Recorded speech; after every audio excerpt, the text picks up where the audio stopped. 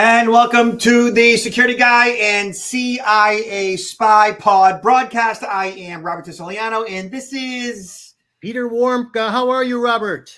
Hey, buddy. I'm doing pretty good. Merry Christmas, Happy Hanukkah, Happy Holidays. How's everything? Thank you. Likewise. It's been a really busy season. I've been traveling quite a bit and looking forward to some downtime. I don't know if you know, I was just in, I think I mentioned it to you. I just had been coming back from Las Vegas last week. When I was there, when it was in the news everywhere about the gunman, the active shooter on campus. I was there when it happened, literally not that far away. And by the grace of God, he was put down by a campus police officer before he got to the area. I was in the student union, and it was right next to Beeman Hall. Beeman Hall was the business, if you want to call it the business course department. And he went there apparently with a target, with a hit list, very disgruntled that he was a professor and had applied for a job there.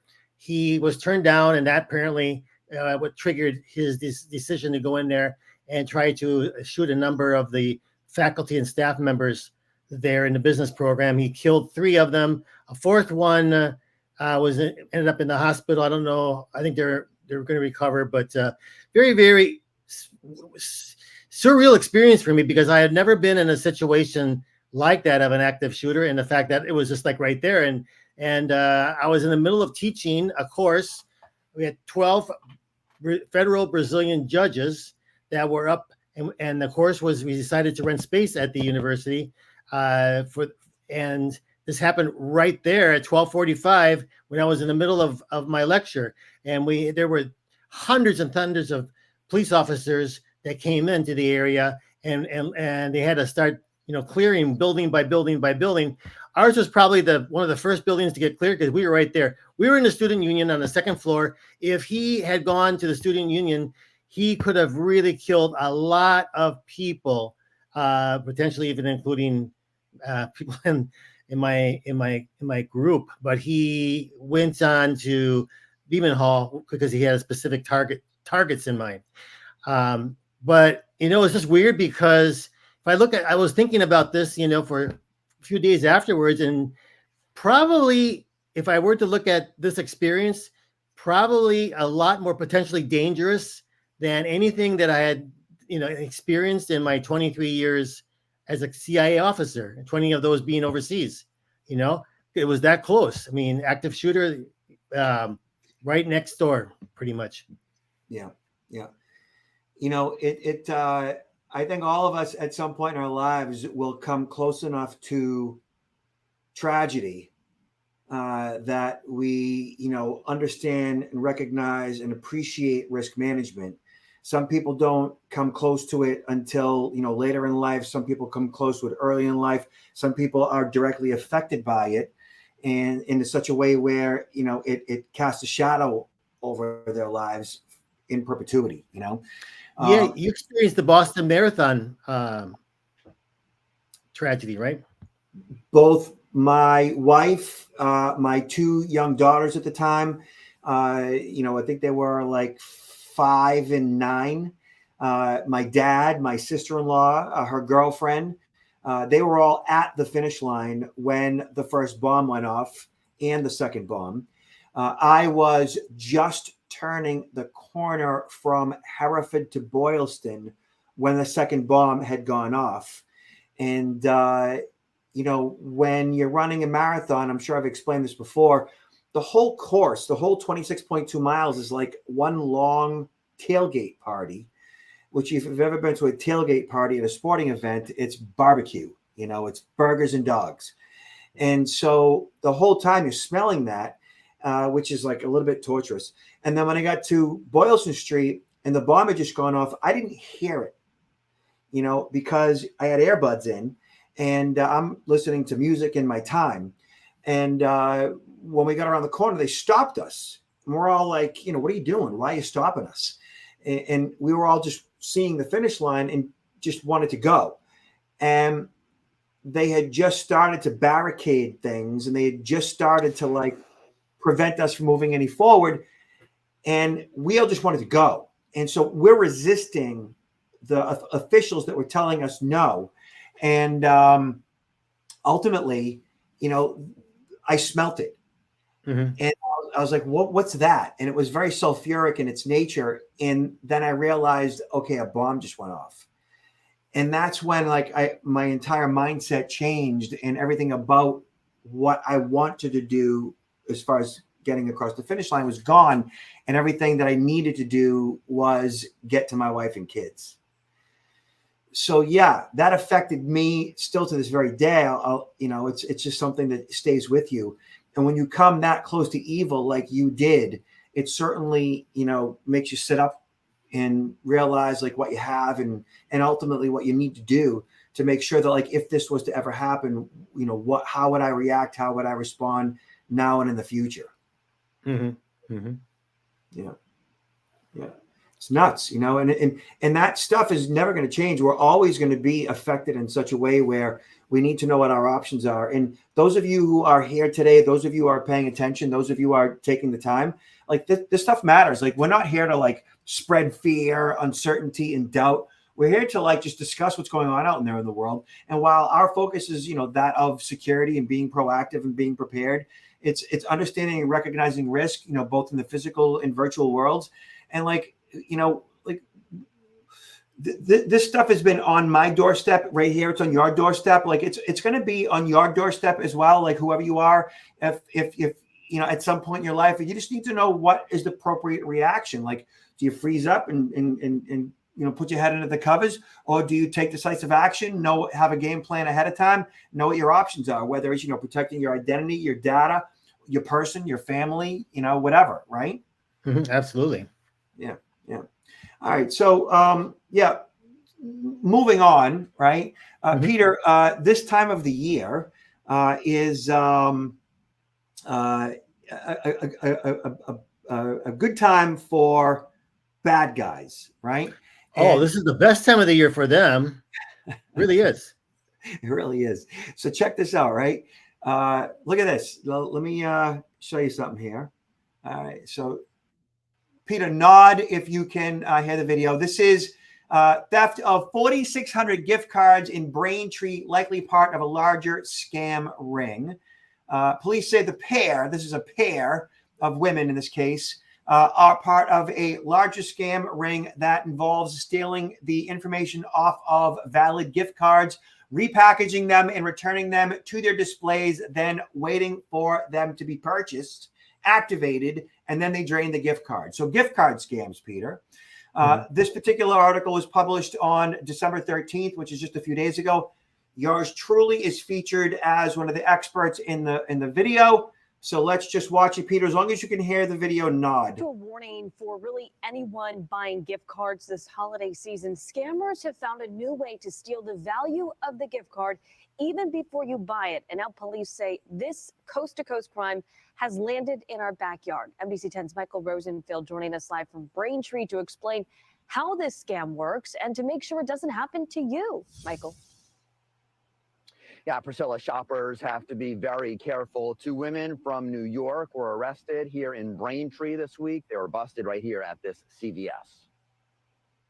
Stolen gift cards, more than 4,600 of them filling up plastic bags. This is what Braintree investigators say they found inside a car after employees at this CVS noticed 2 women stealing gift card after gift card. The suspects, both from New York, were arrested. This particular scam has been going on for quite a long time.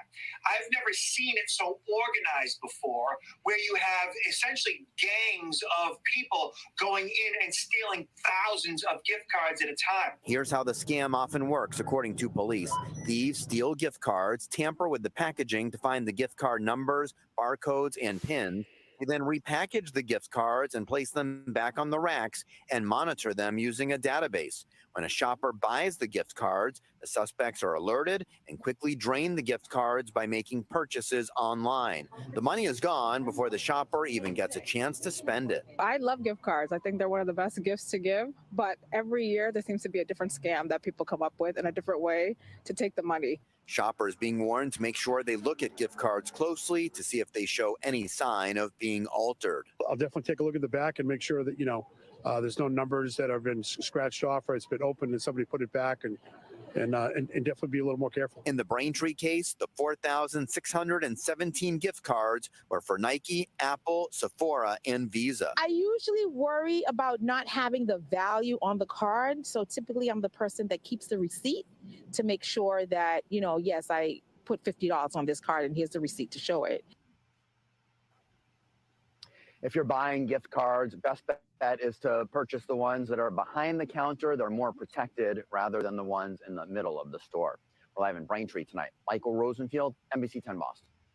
So, Peter, that is a relatively new twist on this scam that I was unfamiliar with, where they're actually taking the gift card off the shelf or off that, center aisle like rack. Derek Hoff is keeping fans updated. And they are essentially unpackaging the gift card, scratching everything off, getting all the codes and stuff, and then repackaging the gift card. And then once it's on the shelf and it's eventually sold, then the scammer in this case will simply go online and log in and see if the card's been activated. And if the card's been activated, they simply drain it by making purchases online, whether for other gift cards, which is what they probably want to do, to turn that into cash eventually, and or merchandise that they could resell. My guess is they're probably they're buying other gift cards with the gift card cash, or they're buying products at Sephora or products at Apple, or using those Visa gift cards to buy stuff, or again, buy other gift cards. The repackaging of it is something that I haven't seen yet. Right. And it seems to me what the stores are going to have to do is more and more of them are going to have to put those gift cards near the checkout, or put a camera right on the gift, because a lot of these are located in areas where you're lucky if even a customer walks by you when you're at the gift card. There's so much screening that most people would not even notice that you're doing anything. So you think they're actually taking them and putting them in their pocket, going outside the store or going into the bathroom, and then scratching off, repackaging them, and then putting them back on the rack? That's how it's going? I think it's more than that. Because if you look at this particular story, it shows two women, both of Asian descent of Flushing, New York, were each charged with shoplifting and receiving stolen property. I've seen a dozen articles about this since CNN, USA Today, and many of the perpetrators of this particular scam are of some form of Asian descent, okay, which tells me some type of Asian gang, okay? If they're all of a particular, I guess, a culture, part of the world, then it's usually it's some type of gang-related crime. That being said, the sophistication of this crime, they probably are renting hotels, and they're going back to the hotel room. They are scratching off everything. They're logging everything into a computer. They could be doing it in the back of a car, logging everything into a computer, having good records of everything, and then repackaging the gift cards, which would probably require them to be in a hotel room with, heat, laminators and all that stuff, and ultimately put them back on the shelf. So that requires a little bit of time. I don't think that they're doing it right in the store. I think that, or even in the car for that matter, they're probably renting a hotel room, spending all night long in this process, and because they want everything to look right. And once you buy the gift card, everything's all scratched off, and you, not being any wiser, don't realize that there was something that needed to be scratched. You just see those codes in plain text without, being obscured via the scratchy, right? So, and once that card is sold, just refreshing that browser, they see that card is now live, and they immediately liquidate that card before you even have a chance to give it away. Mm-hmm. But even physical, if they do it, they're doing a really good job at it. Even a physical examination of that card, a cursory examination of the card, you might not be able to see that it was tampered with, right? Exactly, because really, it's just it's either in a plastic or cardboard sleeve, and just putting some heat to that cardboard sleeve, lifting off the glue, and then putting it right back together isn't really that big of a deal. It's there's no mad science going on here. It's just you know. So there's not much recourse really, because I mean, unless the store will, I mean, give you back the money, which I think is probably problematic. I mean, you can buy it. I guess maybe if you bought the card using a Visa, I mean, a charge card, right? A credit card, you might have a recourse through the credit card company. Yeah, and I would imagine that the first thing the retail is going to say is, no, you just use that card and trying to get some free money. Right. You're trying to steal back from us. But as the crime proliferates and there are more and more gift cards that are stolen in certain locations, these retail environments, they see a trend. The Visas and the MasterCards and the Sephoras and the Apples, they see a trend. When they see a number of cards stolen at one location, they realize, if there's this many people reporting fraud at this particular location, then it must be fraud. And so there are zero liability policies that kick in, and they have their methodologies to detect what's called familiar fraud versus actual, retail theft. And so I would imagine that there are going to be more systems in place to get your money back, but that's still it's a risky proposition, and save your receipts, at a minimum. Oh yeah. I actually personally, I don't like gift cards that much, and at the end of the day, a lot of people, they won't spend everything on the gift card, and so these companies actually are pocketing the money that is not spent, and they're making a lot of money on these things. Yeah. I love gift cards. I do. Yeah, because I know what I want, and unless you're my wife or my kids, and I tell you I want this, there's no way you're going to be able to figure out what I want. Although I have received, plenty of gifts that I have in my possession that I love, that I'm so glad that I got, that were very thoughtful in their nature. But in this day and age, I'm just perfectly fine with a gift card, because I know. Robert, what's the difference between a $50 Amazon gift card and giving you a $50 bill? Nothing. I would take the $50 bill. Yes. I know. Cash is, of course, king, as they say. So yes, gift cards, cash, as far as I'm concerned, same thing. Yeah. In any case, we need to watch out for this, because this is happening a lot. Yeah, it's a big deal. Okay. All right, a few other things. Real quick on this one, U.S. alarmed as China hacks critical systems. What can you do? It talks about how China has made its way into American critical infrastructure, which we already know about this, without being detected for over a year. The known targets include a water utility in Hawaii on the West Coast and an oil and gas pipeline. The goal for China is to leverage a position over the United States to create chaos, cause panic, and disrupt logistics. So the article goes on to say, you as a small business or as a government agency, how can you protect yourself and your organization? And they talk about two-factor authentication, changing up passwords. Like, a lot of the vulnerabilities are in the humans that sit in the chair in front of the computers, who aren't deploying two-factor authentication or are using the same passcode or easy to guess, easy to crack, easy to hack passcodes across multiple accounts. So as long as all of y'all do that, two-factor authentication, use password managers, different passcodes across each account, you're going to be good. Your critical infrastructures are going to be good. Peter, you're seeing this where elsewhere? Like Iranians are doing it, Russians are doing it. What's going on? Yeah, almost any country that has a sophisticated intelligence service is doing it. I'm sure. Hey, I can't speak to say this is sure, but the United States would have to be doing this as well against some of its adversaries, right? So China, United States, Russia, Iran especially. There's been reports over the last several years of the Iranian hackers going into water treatment plants. Hacking into them to probe, a lot of probes. There was 2 days ago, there was an article about the Israelis hacking into the Iranian, some of these gas service stations, to pretty much bring them down, make them useless for a period of time. This is happening, and what we have to hope is that there's never a real situation where we have a strong, a major conflict like a World War III, where all of a sudden this stuff, you're going to see, unfortunately, a lot of it happening, because the technology there, they've happened. A lot of adversaries who are creating this capabilities. So no surprise. No surprise. Yeah. Okay. All right, a couple things. Last but not least, Avast talks about, are you sure that online store is real? You might be surprised.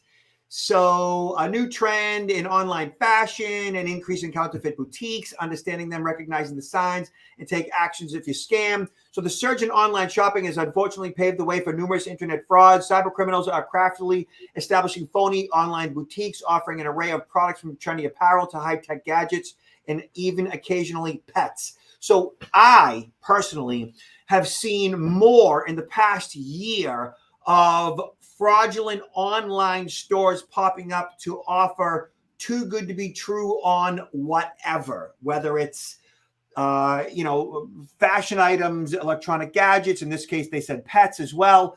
They talk about fake online stores pose a serious risk. What's even more alarming is the effectiveness of these scammers in drawing substantial traffic to their deceptive sites. They accomplish this through social media advertising and the use of unethical SEO, which is search engine optimization tactics, ensuring high visibility in search engine results for popular items. Peter.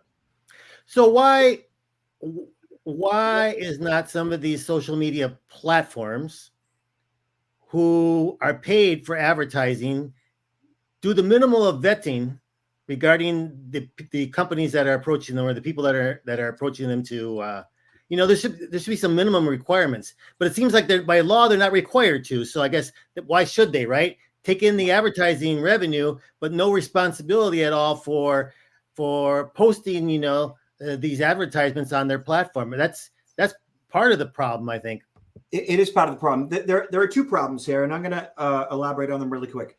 So you're right, like social media, Facebook, Twitter, LinkedIn, those who are providing advertising, Google, all of these organizations that provide advertising, for-profit entities, it is in their best interest to accept those dollars, even if the site itself is fraudulent. When you think about it, why would they want to turn the money down for advertising, even though they're supposed to and they should be vetting the sites in which they are accepting money from to make sure that they are legit? And even like for me to post a Google ad, they have to approve my ad before it goes live.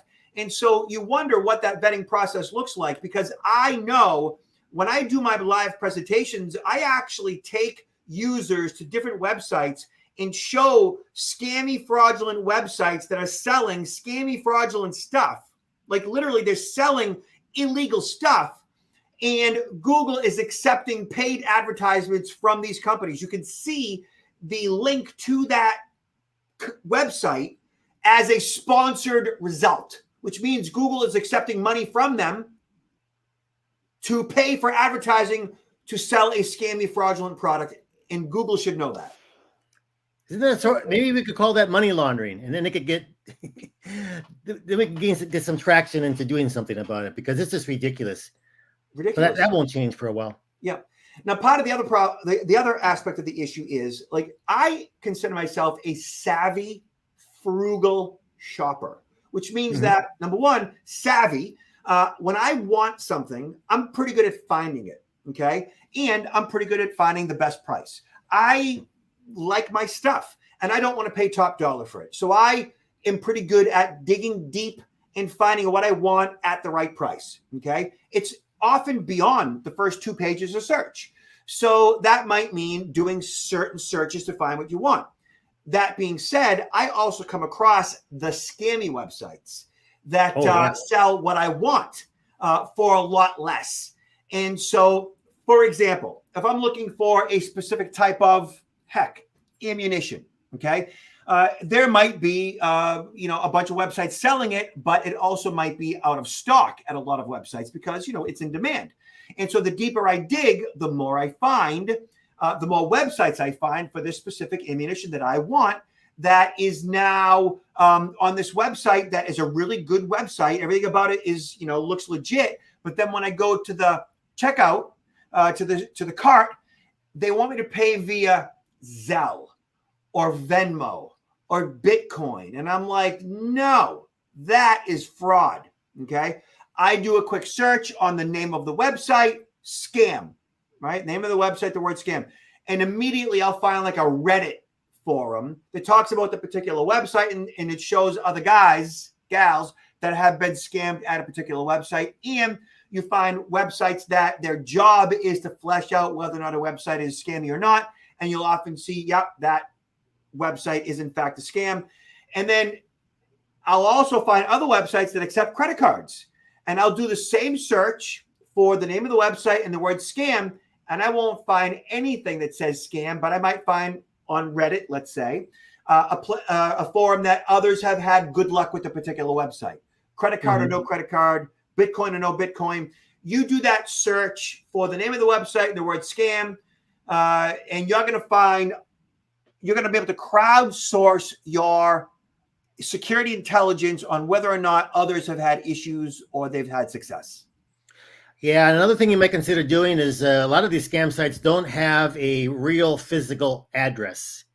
Or they might have a phone number, but it's easy to put a phone number up there, right? But an address they might not have. So if they don't have an address, that's a big red flag. And you might want to anyway do a Google search on that address and see what pops up. Agreed. All right, Peter, tell everybody what you're up to these days. What I'm up to is I'm preparing some materials for early next year. I got a number of things happening, but trying to also spend more time with the family in these days coming up and looking forward to it. And I want to put a plug in for any of these last minute procrastinating shoppers. Why not? Got that book that's available for your parents or any other individuals in your family that might be getting up there in years, or maybe even for yourself. And then the other book, my original book, Confessions of a CIA Spy, The Art of Human Hacking, very good reads in paperback, Kindle, or even in audio version. And your website URL, Peter?